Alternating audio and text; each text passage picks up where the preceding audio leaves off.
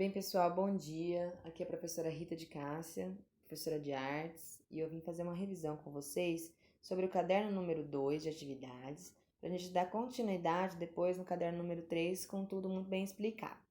Então, vamos lá. O primeiro conteúdo que a gente trabalhou no caderno de atividades, número 2, foi o romantismo. Até então, a gente tem visto que a arte, ela caminha com os processos históricos e com as mudanças sociais que acontecem com as pessoas e com a sociedade. Então, ela é um reflexo da sociedade. Então, todos os movimentos artísticos, eles são reflexos da sociedade.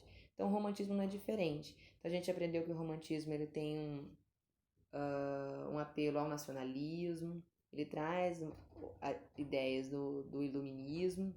Isso vai refletir em algumas obras, principalmente do Delacroix e do Francisco Goya.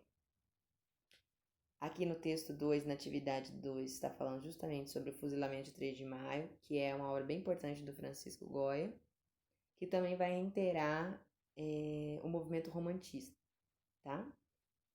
E na atividade número 2, no final, eu pedi para vocês fazerem uma releitura. Alguns eu vi, outros ainda não, mas eu posso ver depois quando eu for corrigir o caderno número 2. Depois, finalizando o romantismo, a gente vem falar sobre o realismo. Eu tô falando de uma maneira bem rápida, tá? O realismo, ele é um próximo movimento que tem a ver mais com os artistas buscarem ver mais a realidade do povo, né? Não com a imagem, com o pensamento romantizado da vida, mas sim ver como que as coisas realmente acontecem. Então, aqui está falando a data, o que ela representa, as características. E aqui que nasce a pintura social. A pintura social é aquela pintura que denunciava as injustiças, as imensas desigualdades entre a miséria dos trabalhadores, a opulência da burguesia, etc.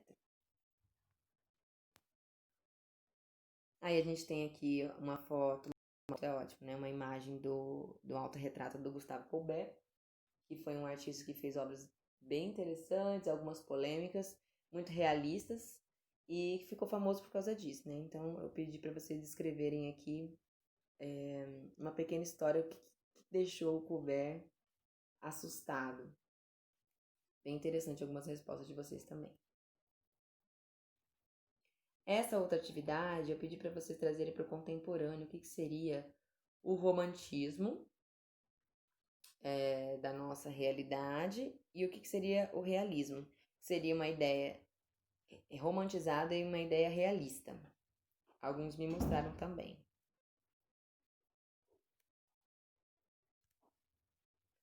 Logo depois a gente vem com o Sebastião Salgado, um importante fotógrafo brasileiro, fotografias sociais e fotografias em preto e branco.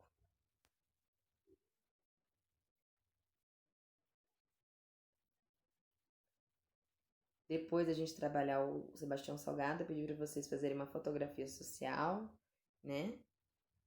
Alguns me mostraram também. Esse é um trabalho que eu gostaria de ver as imagens. Como não tem como corrigir, né? Eu preciso olhar as imagens que vocês fizeram sobre a fotografia em preto e branco, tá? Lembra que eu falei que vocês podiam fazer com seus familiares?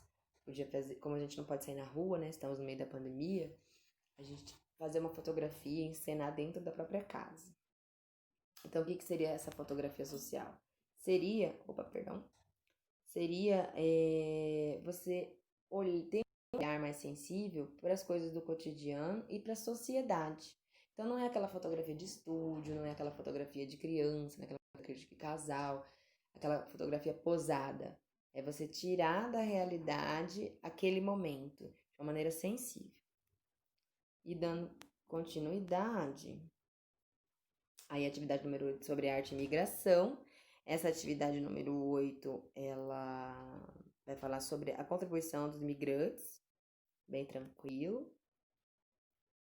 E aí já vem na questão técnica da fotografia, que no livro traz para vocês, que é como tirar uma fotografia, como enquadrar um plano médio, que é um plano pela metade, um plano geral, que é um plano maior. Então vocês aprenderam aí, com a ajuda do livro didático, como fotografar de uma maneira mais técnica, né? Então isso ajuda vocês no dia a dia. Se vocês precisarem tirar uma foto, uma imagem, vocês têm que saber enquadrar essa imagem, quais os filtros utilizar, etc.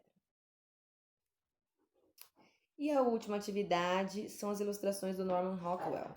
São bem interessantes e vocês podem ver que ele utilizava a realidade e ilustrava.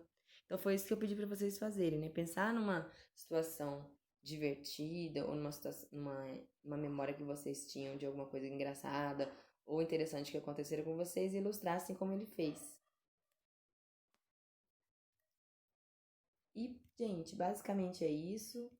E vamos dar início então para o caderno número 3, a próxima revisão. Qualquer dúvida, só me mandar no grupo, me marca com um arroba que eu vou responder. Lembrando que eu vou responder apenas no grupo, tá? Eu não vou estar respondendo no privado. A professora tem mais de 300 alunos. Se cada aluno resolver fazer uma pergunta no privado, eu não vou conseguir responder. Então, para uma questão de organização, vocês enviam com um arroba e o meu nome no grupo que eu sou marcada e automaticamente eu vejo. Abraços!